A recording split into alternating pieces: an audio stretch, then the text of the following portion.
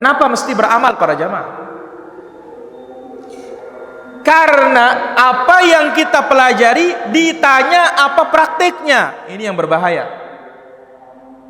Jadi apa yang kita ketahui dari kebenaran ini akan ditanya praktiknya hari kiamat. Nabi sallallahu alaihi wasallam telah menjelaskan dalam hadis yang dikeluarkan oleh Imam Tirmidzi.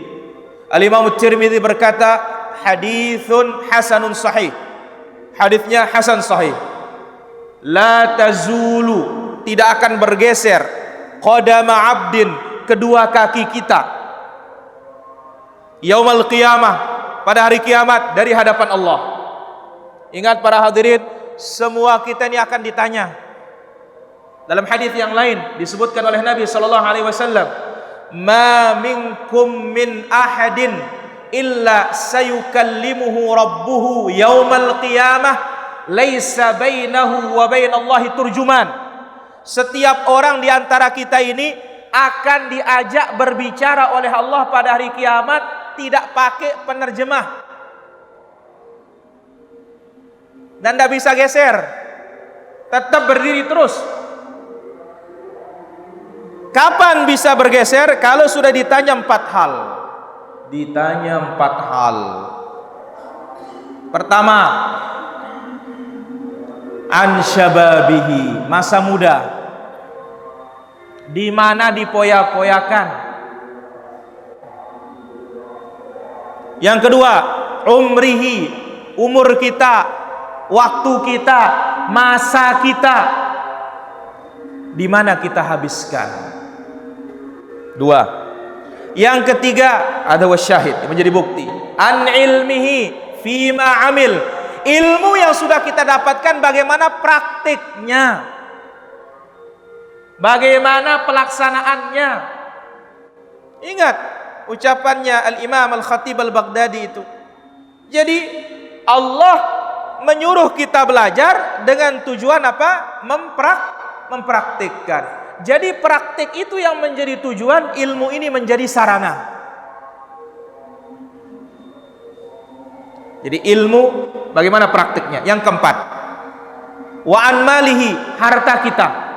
Min aina iktasabahu, dari mana kita dapatkan, apakah hasilnya halal atau haram. Wa fima anfaqah, dan di mana diinfakkan, infaknya halal apa tidak, diridhai oleh Allah apa tidak jalannya.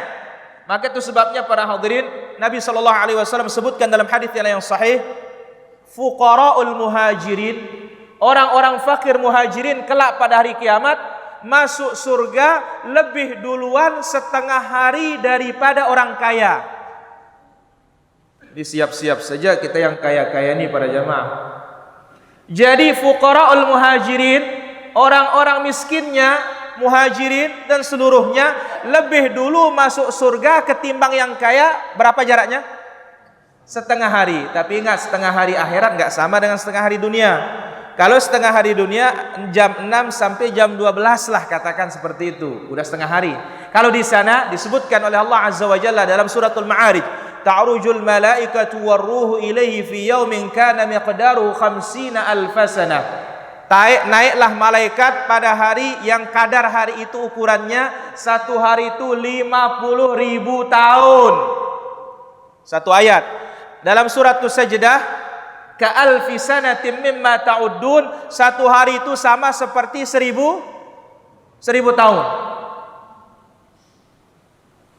Wa ahlul jaddi mahbusun, kata Nabi sallallahu alaihi wasallam, orang-orang kaya, orang-orang yang punya pengaruh, orang-orang punya jabatan, ini ditahan dulu di jeruji besi, dihisap dari mana datangnya dan kemana perginya. Nah, lantas bagaimana para hadirin? Apa yang tidak ada hisapnya? Yang tidak ada hisapnya ada 3. Yang tidak ada hisapnya ada berapa? 3. Nggak ada pertanyaannya nih. Pertama, baju yang ada di tubuh kita menutupi aurat kita. Berarti kalau ada di lemari 3, 4, 5, 6, 7, 8, 9, 10, siap-siap. Dipakai ibadah apa tidak? Satu. Yang kedua, yang tidak punya hisab. Mana rotinya? Ini yang bighairi hisab ini. Hanya ini yang nggak ada hisabnya. Yang menahan lapar kita. Berarti kalau ada di rekening, ya siap-siap aja kita dihisab. Hanya ini yang tidak ada hisabnya. Nah, bagaimana kalau 2 piring? Ya, selebih dari yang menutupi rasa lapar kita itu ada hisabnya. Yang ketiga, rumah yang menaungi kita dari hujan panas.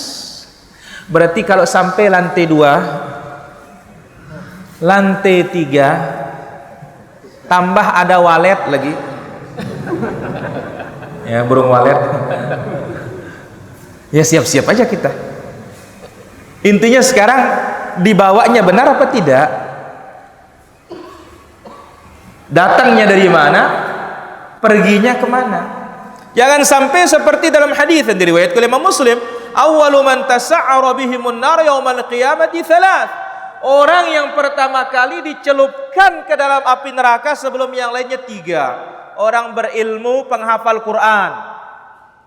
Yang kedua, yang berjihad di jalan Allah loh. Yang ketiga, yang berinfak. Dikorek dalam hadis itu, ternyata mereka tidak mengamalkan ilmunya. Apa? Tidak ikhlas. Belajar ilmu agama supaya dipanggil ustaz, syekh, kiai, tuan guru. Nanti kalau Anda dipanggil namanya saja, waduh bukan saya mungkin itu. Ya, gila kita dengan apa? Titel dan semisalnya. Ya. Lihat sikap Umar bin Khattab. Umar menjadi khalifah. Sabir. Dia ini ada syubhat di kepalanya. Ketika dipanggil oleh Umar untuk diluruskan kerancuan-kerancuan pemahaman agama di otaknya, ditanya dia, siapa namamu? Ya, Abdullah. Katanya, Abdullah. Nama saya hamba Allah, Abdullah katanya. Nama saya juga Abdullah Umar. Hamba Allah Umar. Umar. Ya. Tidak mengatakan saya ini khalifah Amirul Mukminin Umar bin Khattab. Ini belajar ilmu agama supaya dikatakan alim, dan orang pun mengatakan alim, apa dia ria, dilemparkan ke neraka. Yang kedua, yang berjihad di jalan Allah, ternyata jihadnya apa? Supaya dikatakan pemberani, dilemparkan ke api neraka. Yang ketiga, berinfak, ternyata tujuannya apa? Dikatakan dermawan. Ini semuanya tidak mengamalkan ilmunya berkaitan dengan keikhlasan.